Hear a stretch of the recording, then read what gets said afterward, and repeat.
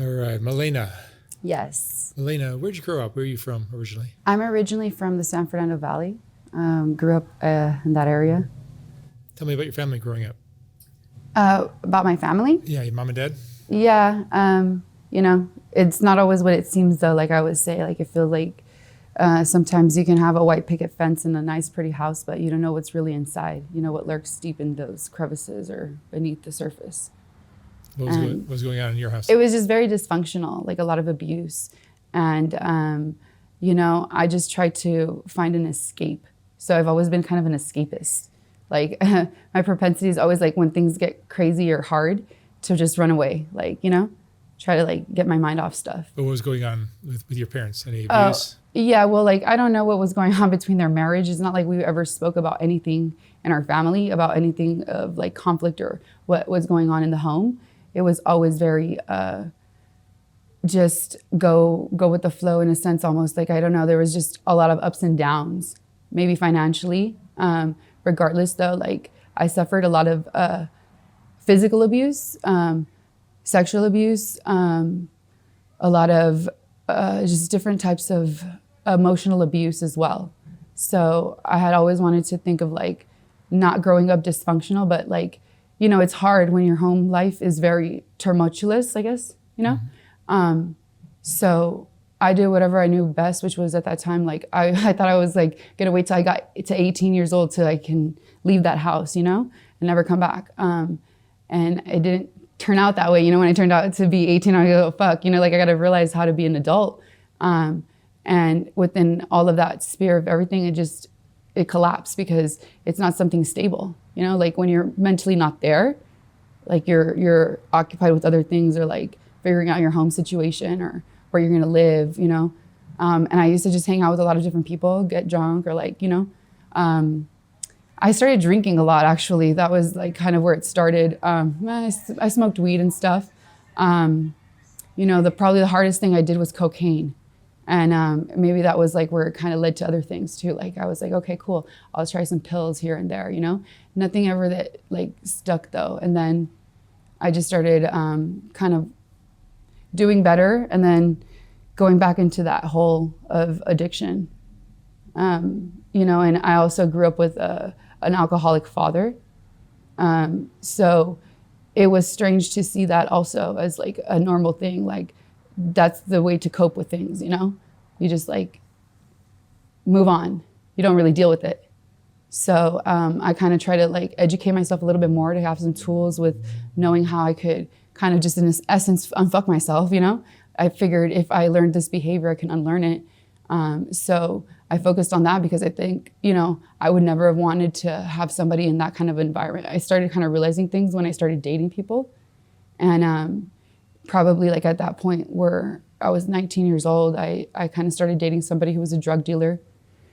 And it started to make me realize the kind of person that I was once that relationship ended. And I started kind of viewing myself as more of a person that needed to change because I was so angry and I used to be just very careless. I used to do whatever emotion, I was led by my emotions basically, instead of just thinking about things first and not, letting my anger get to me because it was always an issue with me with my anger.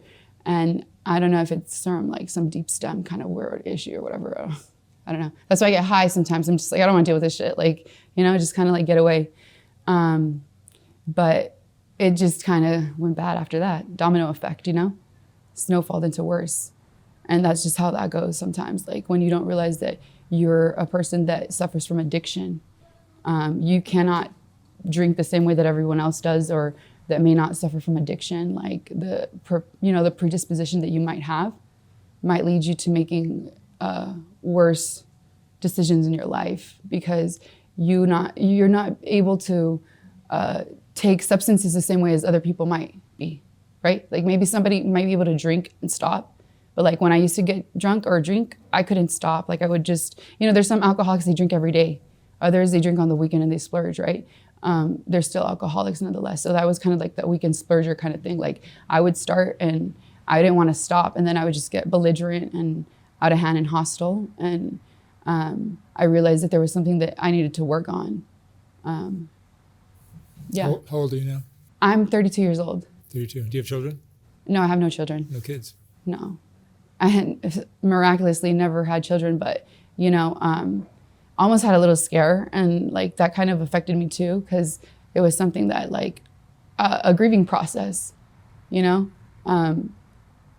don't regret anything though, because I realized that the partner that I was with and we made the right choice and not choosing to move forward with that because it was better for our lives at that point, at least for myself, I speak, that was, I don't regret it, like it is what it is. It was my choice at the time. I was young, but, it's just weird. It's a weird thing to deal with sometimes, like grieving. But yeah, I don't know. So maybe sometimes like I'm not able to have the tools to cope with those emotions. So I turn to drugs usually as my escapism. How long have you been on the streets? For now, it's been about maybe like 3 years, I'm gonna say. I had been doing well here and there, and then I started dating a heroin addict. I didn't know that he was a heroin addict. I knew something was up. I'm a drug user, so I figured he was on drugs, but never heroin. I had never even been around it like that. And I kind of started dabbling with that person, and just got stuck a little bit on that. And it was kind of scary because I was, in a sense, high functioning, but then not, because heroin always takes everything away from you. Any opiate does, like that's how it starts. It starts to take everything out of your life. Like, you have a car, you have a job. Well, when you start dating heroin, not any longer, just everything becomes about heroin and obtaining it because you're physically dependent on it. What are you using now? Right now, I'm just on crystal meth. Like, I've just been literally clean after 5 years of fentanyl use. How'd you get off fentanyl? I graduated, like I say, back when heroin was a thing because fentanyl was new on the scene. And it's so crazy to me because I was kind of around for like that heyday of like what fentanyl now is today. Because it's crazy to me in a sense, really, because people didn't do it the way they are doing it right now. And it was like kind of a little more, I don't know. It's very a known thing almost. And heroin wasn't even, so it's kind of strange to me because there was a lot of heroin addicts though. And there still is kind of still here and there scattered throughout. People didn't, I say, graduate to fentanyl because they knew that it was worse. But that's why some heroin addicts went to fentanyl use because it would get you messed up quicker, faster, with less. So even though it was more expensive though. So it's like you already have a problem obtaining your habit for heroin, like fentanyl is way worse, So that was always my scare, but eventually I graduated to it too. Where do you stay currently? Currently, right now, I'm homeless. I literally just got out of county jail, and I'm starting at square one. I'm trying to just become a little bit more independent, stabilize myself. Like I feel like that's not a fear that I should have. Like the fact that like I don't know where to start or do this or that. Like it should, it should eventually at this point in my time in life. Like I think it's something that's probably natural of my age to try to do it on my own. Like I'm not I don't know. How do you typically support yourself when you're on the street? Typically in the streets, I'm not gonna lie, like I'm kind of a criminal. Like I commit crimes. Like I steal. I boost, what is called boosting. So like I'll go to stores and I'll steal high-end merchandise and sell it in the streets for money in return. That's what I used to do for drugs at least, and it was always like a quick thing. Mm-hmm. There's like a whole black market that we participate in. And everyone knows it, And so it's just about our fix. But like I kind of got more into like knowing that my habit was something serious. So I wanted more of it at the same time. So I tried to like make my money go longer, like just different things. And it just goes into a whole vice of the whole lifestyle of it all. And I think I was addicted to that too, more than anything, the lifestyle of it. I don't know, like fast money, I guess. Have you entertained men? Entertainment. As an attractive female, you have an option all the time, right? It's funny because I'm always being propositioned with that. In the start of things, not necessarily like that, but in a sense, because I remember I ran into somebody at one point when I was trying to score, and he was really cool with me. Like, we were friends, we were hanging out and stuff, and like he was like, yeah, I got you, whatever, you know. And like I had money, it wasn't a thing about that, but we started kind of networking, and you know, it kind of made sense for us with the money in the sense of like, I did do some pleasure favors for some men in return, but never like intercourse. It was always like, you know, like I'm a very creative person in that process. So I feel like when it comes to servicing or, you know, customer service, I guess in a sense, like I'll deliver like A1 service, honestly. Like I'm all about like making the person happy. Like, and that's what I feel like at the end of the day, like if that man receives pleasure like that, like I'm all for it because he's happy now, you know? And we're both happy. It's a negotiation that goes on, you know? And I like that. Like it's cool when you're able to negotiate that. So that was a cool thing too about that friend was like, because I guess you could call that like pimping and hoeing or something, you know? I learned that when I first went to LA County, Linwood. Back then it was different, it was 10 years ago, and I just returned now 10 years later from there. Like the longest stint I did. And I mean, I learned that like hoeing and like that stuff, like it's a real thing. Like seriously, like it was like these girls are telling me like their daddies are gonna come pick them up in the limousine with a blunt rolled up and a brand new outfit, and I'm just like, oh, that's crazy. That's cool though, you know, like it's a trip to me because I would think like, okay, you go and you do all this work though, and you give your money to your pimp though, like how does it work? You know, like to me it was just it doesn't make sense though. Like how are you profiting from it? Like where is your benefit, right? And I go, okay, I understand that there's certain roles though, you know, and that's the thing, and I just don't know though that some people might adhere to those same roles. That's the thing. So that was kind of different between my interaction with that friend, was that like, he wasn't like that. He was more like, listen, I'm going to negotiate my part and you negotiate your part. And I like that because I was like, cool, that leaves me in charge of my stuff. You know, like I got that, like, you know? So it worked out. It worked out well. It worked out and it was something quick and fast. Like it wasn't anything permanent, you know? It became a problem of jealousy too within his own group of friends. So that was kind of the main concern thing. Like the main thing was that it was like we were starting to get a lot of money really quick. And I was like, cool, because I like to make money fast, you know? Like I'm smart at that in a sense, because I was like, okay, like they were older men, you know? And I like that in a sense because it's different. It's a different kind of like a vibe. Like I feel like they're more appreciative of certain things, right? Like if I'm gonna do like a massage, let's say, you know, like, and it's just as well as pleasurable as maybe if you would have had intercourse. But maybe you want to see me again after that. You know what I mean? Because maybe you enjoyed that interaction.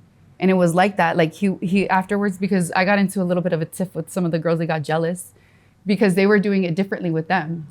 And it was like, well, you know, he had his friends. So it was a couple of guys with a couple of girls. And it was just funny how that happened. And it was a trip, man. It was a real trip. It was a real entertaining, not entertaining, but like it was eye-opening, or just, it was a weird experience in a sense. Like a normal person wouldn't experience what I experienced in that like period of time. And you think you're seeing things that are making you jaded? Now? Yeah. No, never that. Like I feel like my mental state has always been something that I had as a stronghold. Like, I mean, you know, that's why right now at least I got sober, because I just was like I don't want to be losing my mind, you know? I don't want to be like out here really like schizophrenic or something like that, because that's a real propensity that some people have with crystal meth. You know, so when they get sleep deprived, they get... Well, and not just that though, but like there's scientific evidence that proves that some people might have a predisposition for like mental health illness, right?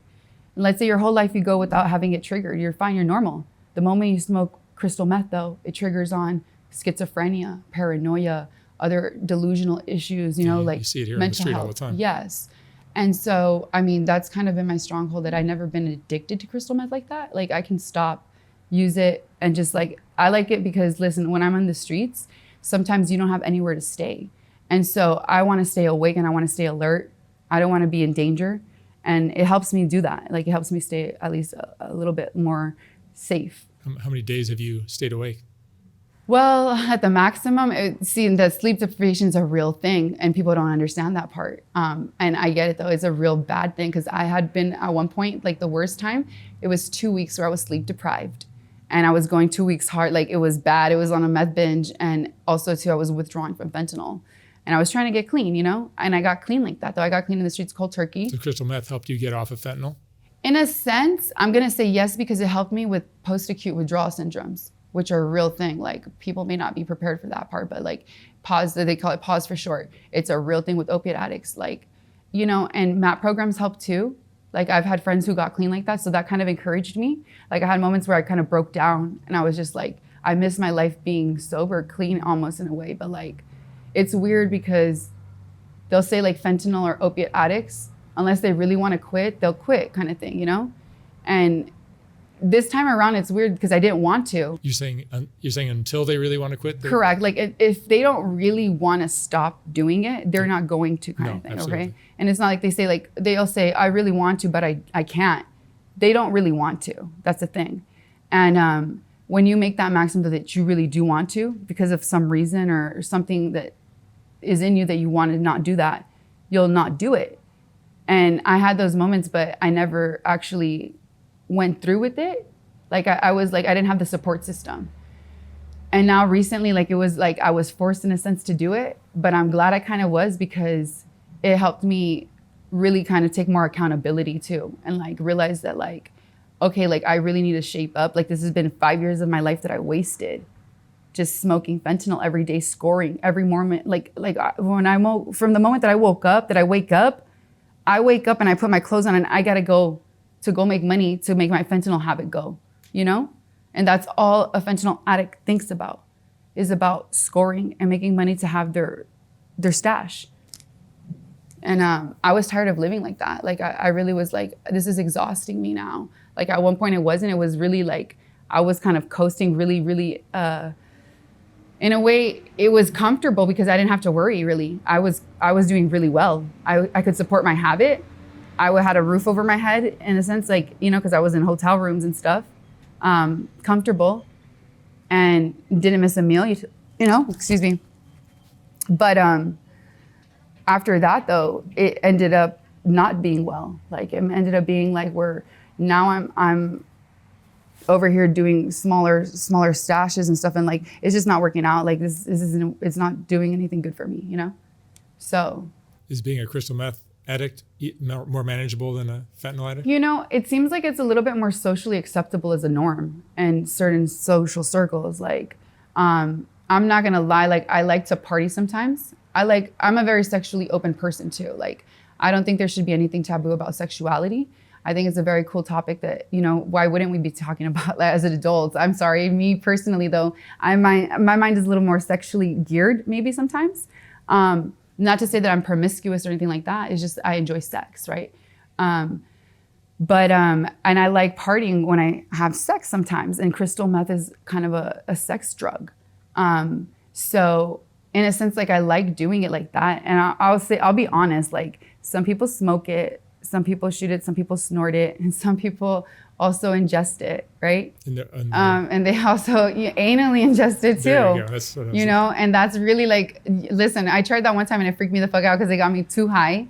And I go, dude, no, what the hell? Like, I almost was like, I called the paramedics because like I was freaking out. I was like, oh my gosh, I'd never been so high in my life off crystal meth. Like, turkey baster, right? Yes, something like that. You know what? The turkey baster is kind of, oh my gosh, you just remind me of some crazy stories right now, like with me and my ex-boyfriend with turkey basting. Cause like, I remember when I used to do heroin and I was like, I don't know, we were trying to like get me off fentanyl. So he was trying to get me on heroin. And we'd like put that in like a syringe with the needle cut off, and then he'd put that up my anal, my ass, you know?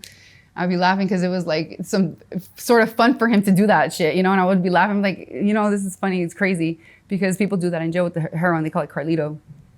They snort it though. And I just was like, I wanted a delivery quicker, faster, whatever. And it was a different kind of high. Even with the crystal meth like that, it's a different high. And I'll be honest though, what I really enjoy is shooting crystal meth and having sex, because it's just a whole different experience. Like, your body is literally like, it's just, it feels like the first time I ever did it, I felt like I was literally ejaculating in my pants. Like, I felt like that, you know? And I was just like, what the fuck? Like, this is crazy. Like, I like it, I enjoy it. And like, you know, it makes you excited, sexually aroused.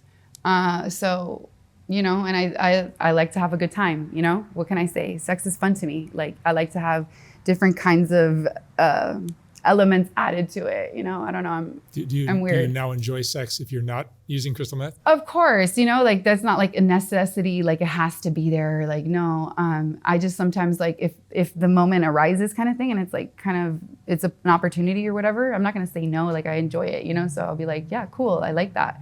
But it's not something I depend on. Do you think that's the real reason that people are interested, you know, start using crystal meth? No, I don't think so. I don't really know. Honestly, I think it affects people differently. Yeah, it does. Because like I said, when I smoke, I could smoke forever and ever, and all I'll do is like start cleaning. Like I'm a tweaker that cleans, and like some people get annoyed with that, but that's just what I do. I like to, I don't know. So then I like doing it because I can get more productive at certain things. So, and that's kind of a bad propensity too, because people do that academically too.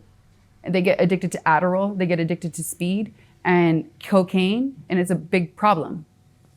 Functioning addicts, you know, and that's kind of the thing with my addiction is like I could become a functioning addict.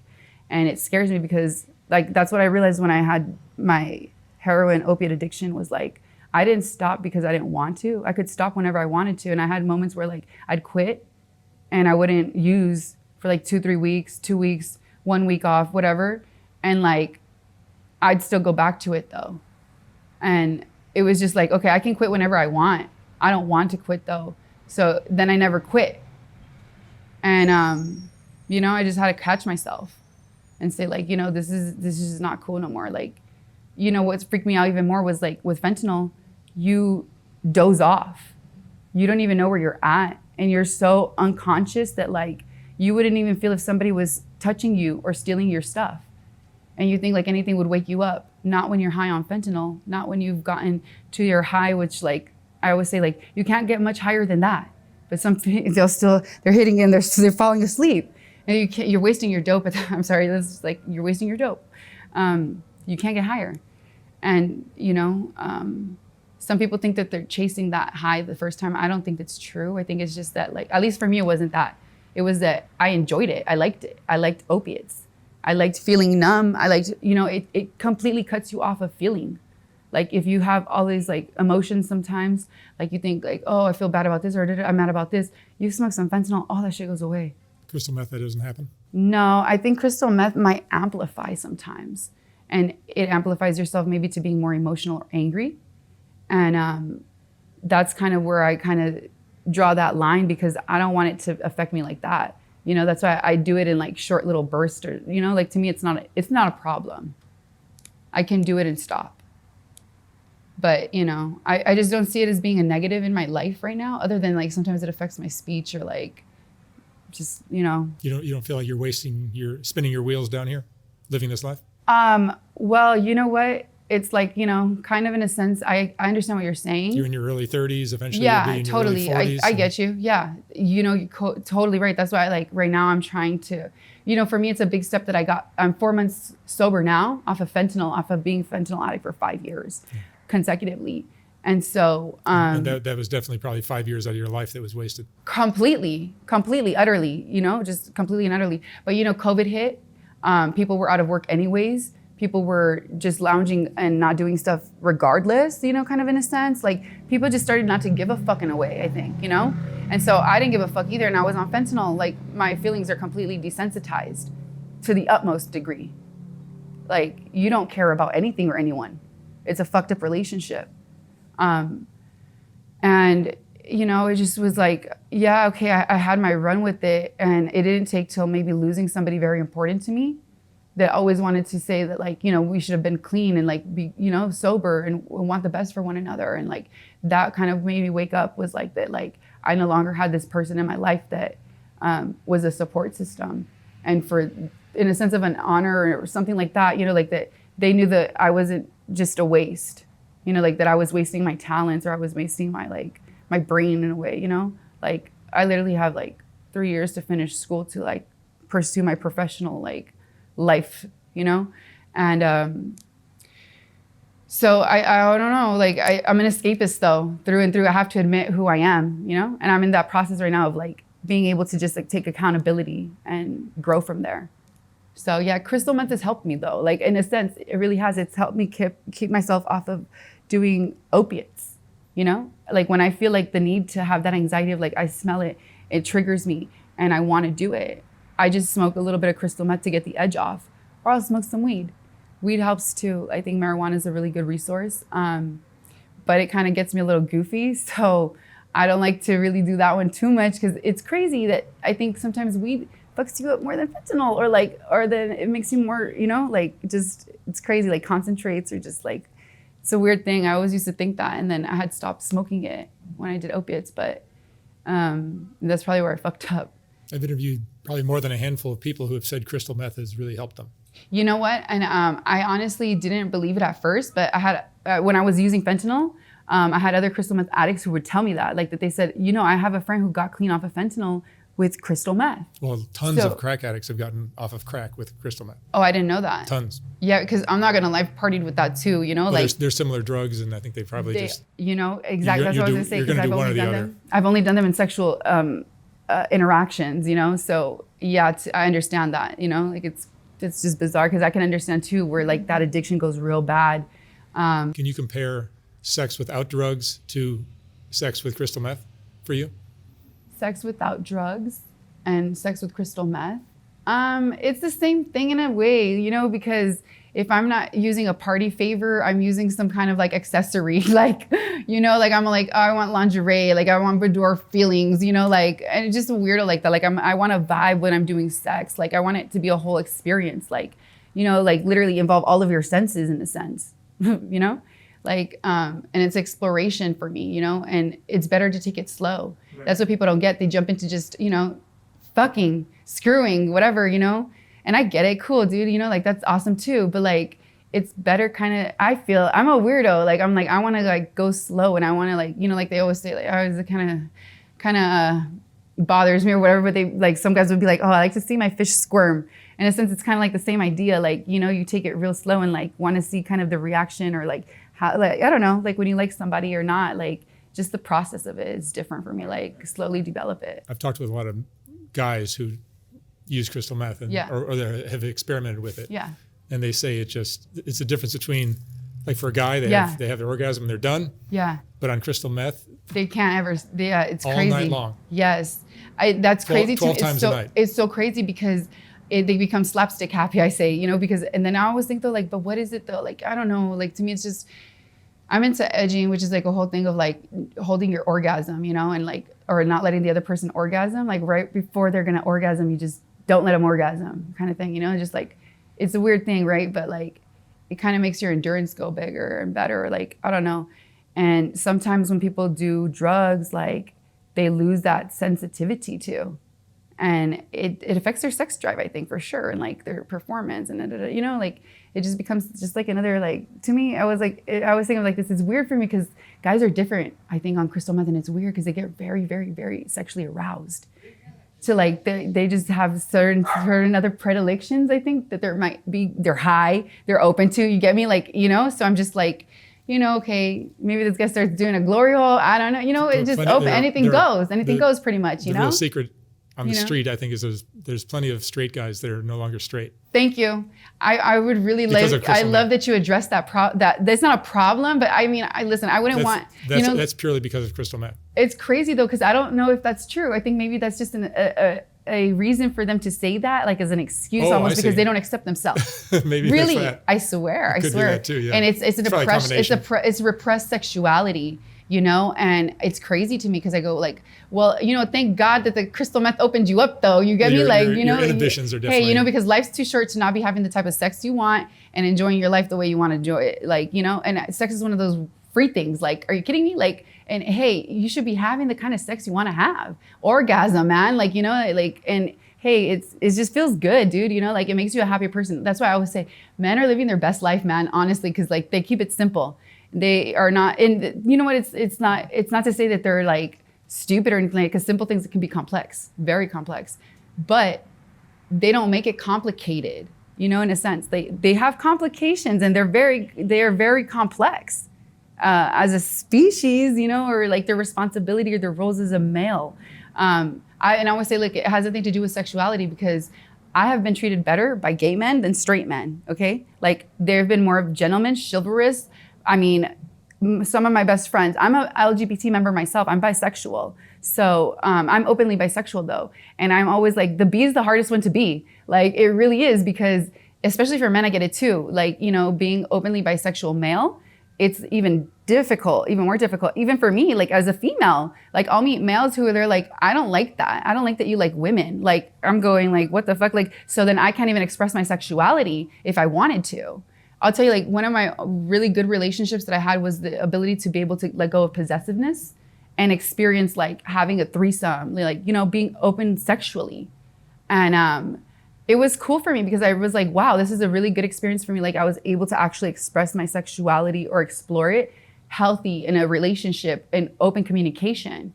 And like we had a lot of fun. Like we would be like, it was like we were double teaming girls and stuff, you know, like it was funny to us, like, and we liked that shit, you know, like it was weird. We were just weirdos. Like we like enjoy sex in a different kind of a way. But you know, and that was a crystal meth addict, you know? You know, so there's different things there, you know, like that happen. And I just think that it's weird though that sometimes men don't want to talk about how like they might be bisexual or they might be just gay, you know? Like, I mean, you're either gay or you're bisexual, right? I mean, I don't know. I don't know, you know?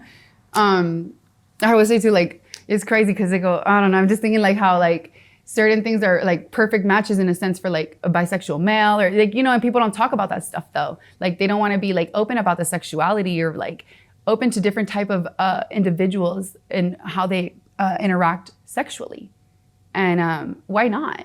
I mean, who the fuck cares? It's just you and your partner anyways, or that you and that person or whoever it is, how many other people like, you know, because some people enjoy having multiple people and having an orgy, you know, like, I mean, hey, to each their own, different strokes for different folks. And there's nothing wrong with that though. I don't understand why there's such a shame or like an like, I don't know. Like, I think it's unfortunate, I think really. a lot of people are very uptight about sex. Yes, like tight-lipped or like, you know, like haughty or like very, very, you know, oh, no, very taboo.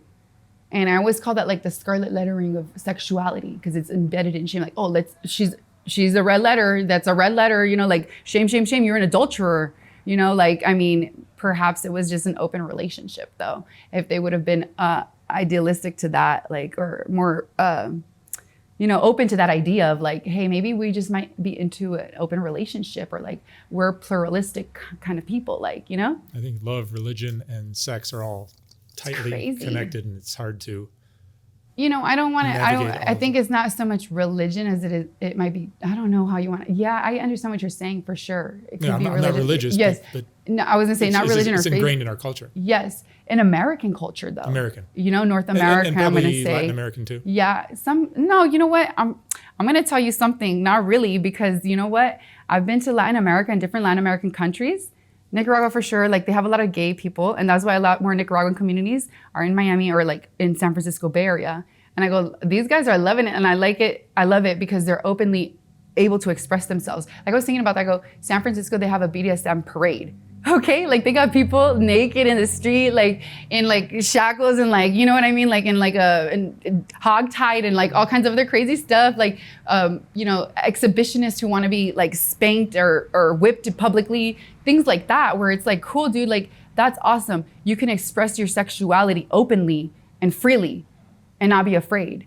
And like, I mean, or ashamed. I'm not gonna say afraid, but it's more like, you know what, even afraid. Because I always tell, like, I go, if I had a gay best friend and he was dating somebody who was closeted, I would slap him and be like, you deserve better love. Because that's, you know, I understand maybe there's something more psychologically going on there, but that person doesn't have the balls to live their life. And it's like, we've already had gay activists from the 60s, like the HIV crisis, like we're in 2023 and we're still experiencing the same thing of like those like 1930s, 1940s kind of housewives with like men who actually are not interested in being with a woman, but like actually are gay, but they do it for the duty of like, I have to have a family for my family and I can't be gay, you know? Like that's crazy to me. Like, I don't understand it.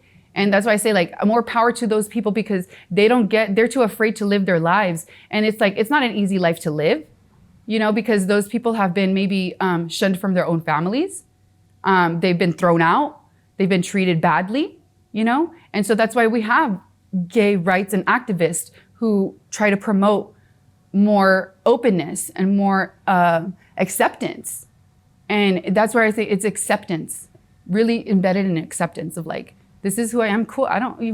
Why should anyone care? I say, who gives a fuck who you're fucking other than somebody who wants to fuck you? It's no one else's business. You know, that part, I swear to God, if someone's really that interested in your sexual life, it's because they want to be included in your sexual exactly life, right. you know? I agree. So, you know, and maybe that makes some people feel angry. It triggers them, I think, maybe. Like, and that's not cool too, because it's like, you know, that's an ugly thing to me, you know, but that's to me somebody maybe who's been traumatized or something like that about it, or like shamed about it. Like, you know, like growing up also too, like I remember like my mother would always tell me like that I was like a lesbian or something like that. Like she'd make it sound like a bad thing. Like, oh, like don't ever like that, like just shaming it. Shaming You know? So like I couldn't be like, I'm bisexual. But then I don't give a fuck if she knows if I'm bisexual or not. She's not in my fucking sex life. Like, who gives a fuck, you know? And at the end of the day, I'm still openly fucking bisexual. I like women, but I like men more, you know? Just women are kind of, I hang out more with men. So I'm kind of more minded like a man. But maybe that's why I don't get along with women so well, because they get like very jealous or like petty and just like, I go like, I don't really like that. I don't have time. Men are not like that sometimes. Like, so they could be. It's weird. They do it in a weird, different way.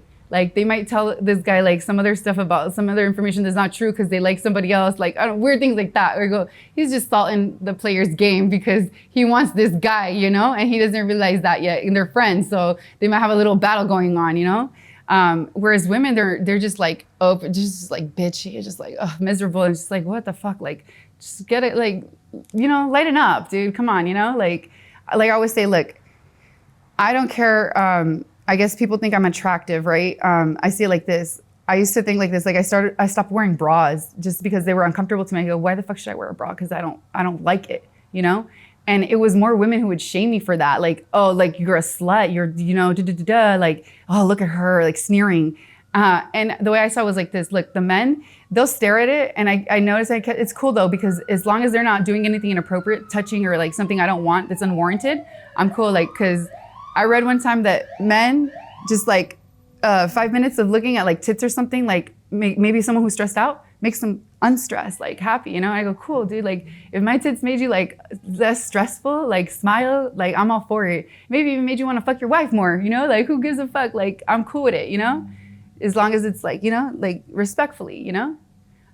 So it's just one of those things like, man, most women aren't like that.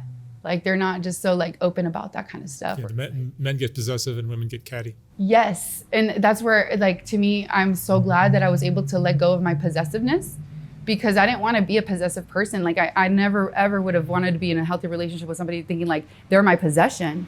No, never that. Like, you know, it should be of your own free will that you want to be with that person and like that person and be in that relationship, you know?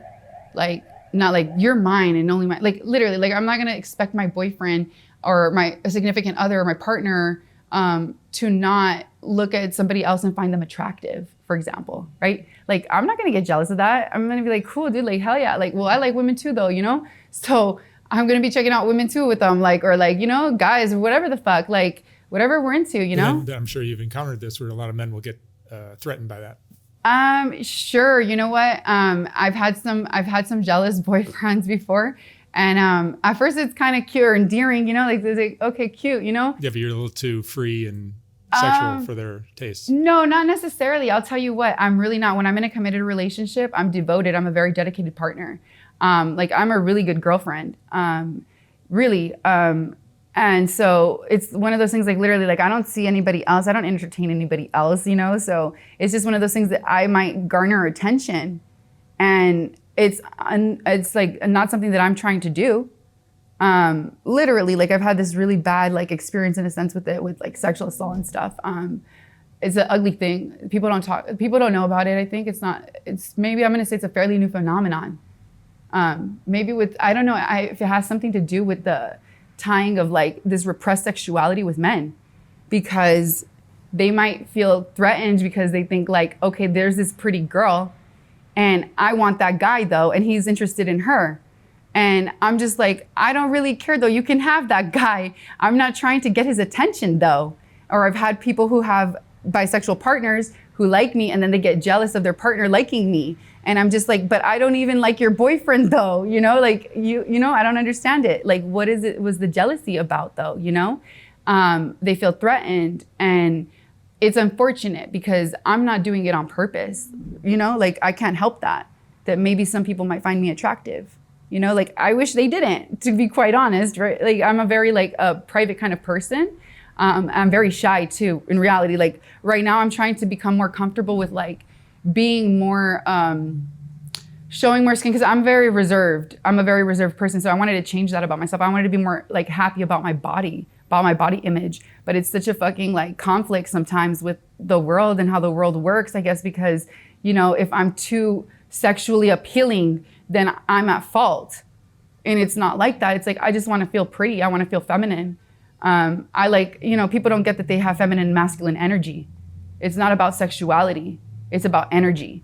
I'm a very dominant female. I'm more like an alpha female, I would say.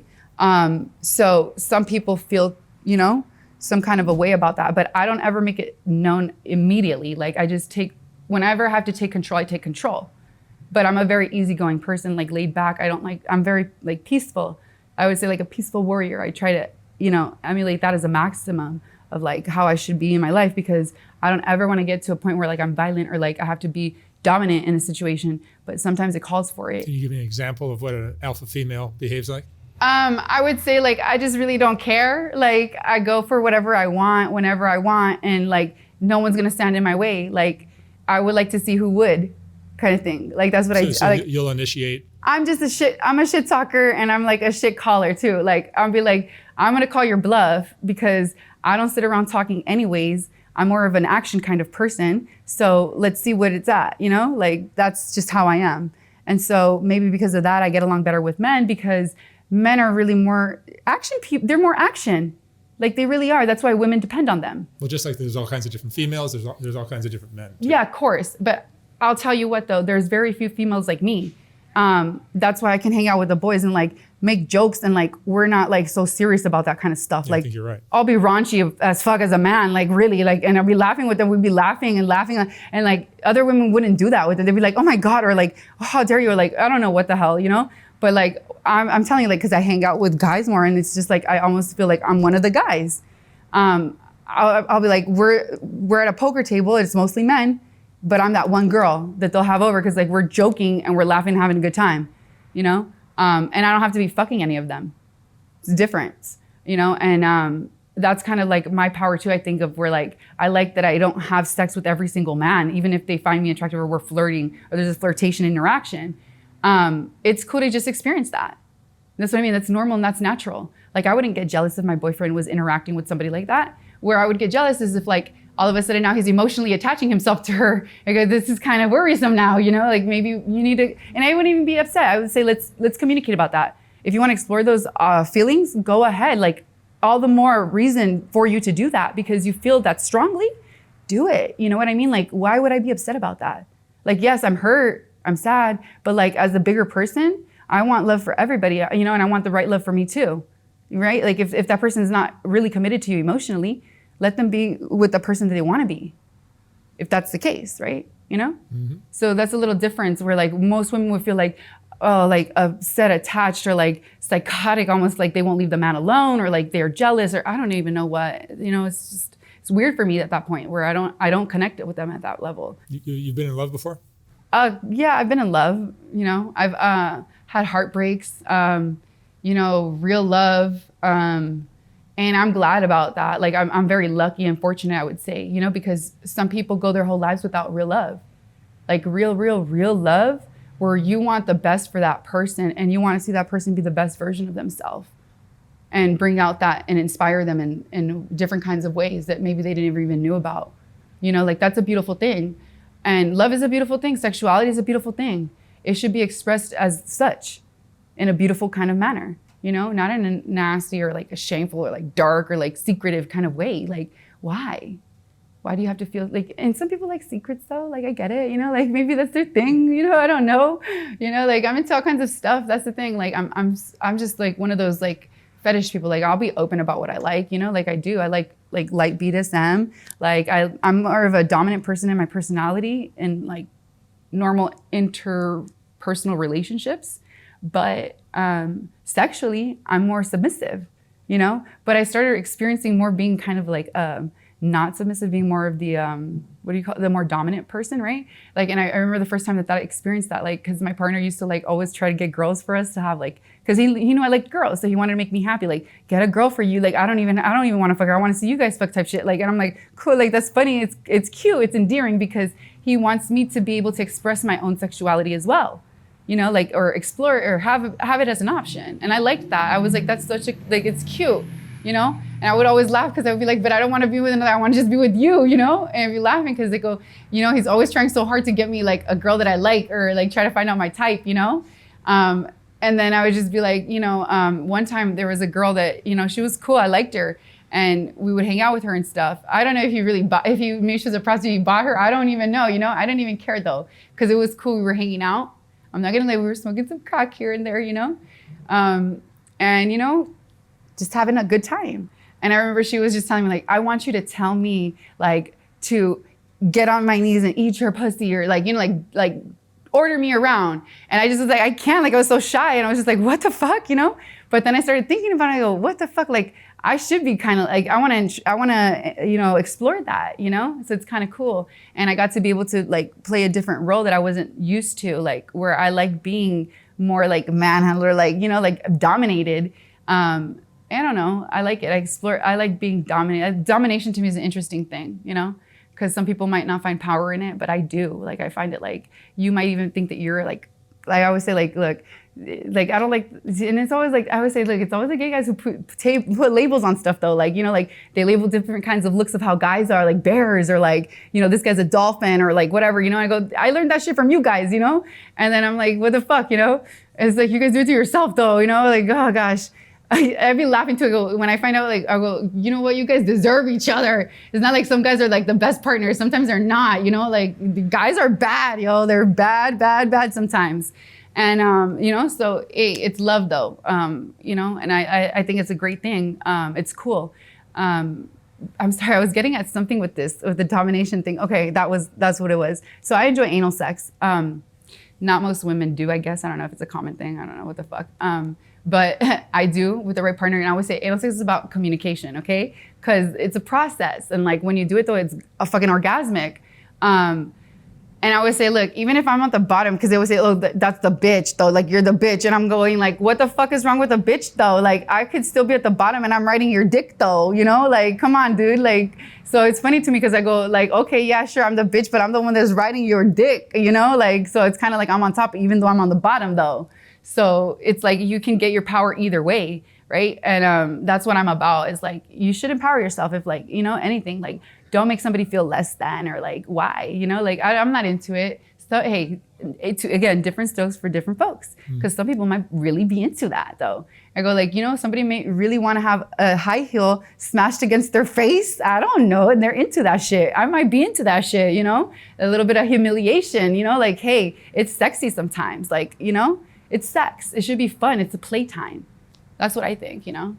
I don't know. People don't want to be like that or something. I don't know what's wrong with people, man. Maybe I'm just a weirdo. Who the fuck knows, you know? All right, Milena, thank you so much for sharing your thoughts on everything. No problem. Sex mainly. And, yeah. I'm telling you, that's like my favorite topic. I love sex. It's healthy. It's great. It is. Thank you very much. You're welcome.